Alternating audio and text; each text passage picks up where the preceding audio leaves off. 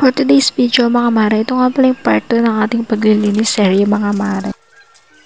Linis-linisan lang to mga mare, hindi to general cleaning. Once na nag-general cleaning ako mga mare, Diyos ko, babaliktad lahat ng gamit. Char. By the way, niligpit ko na nga pala muna itong hiniga namin ni Amber bago ko siya walisan. Twice a week nga lang pala ako magpalit ng bedsheet mga mare. And then kada palit ko mga mare, nilalabhan ko rin agad siya para hindi siya maipon. Ang hirap kaya maglaba mga mare, lalo ng mga bedsheet. Hindi ko alam mga mare kung ako lang. Pag feeling ko makati na yung bedsheet namin, pinapalitan ko talaga kaagad kahit wala pa yung 2 days. So ayun na nga mga mare, nilinis ko nga pala muna dito yung aking mini table na lalagyan ng mga stuffed toys ni Amber.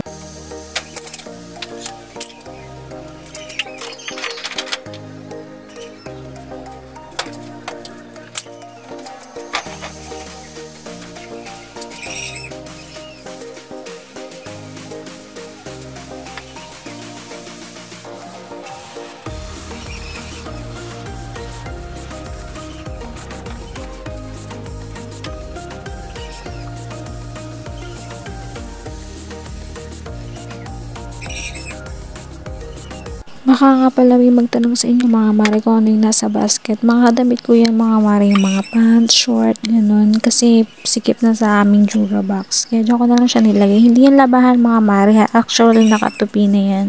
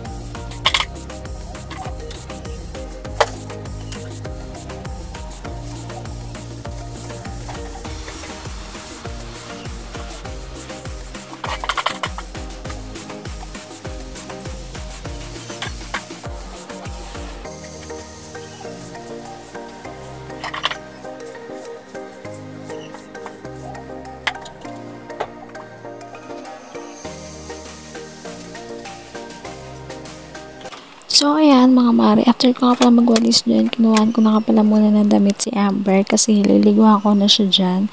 So, ayun lang naman natin gana for today's video.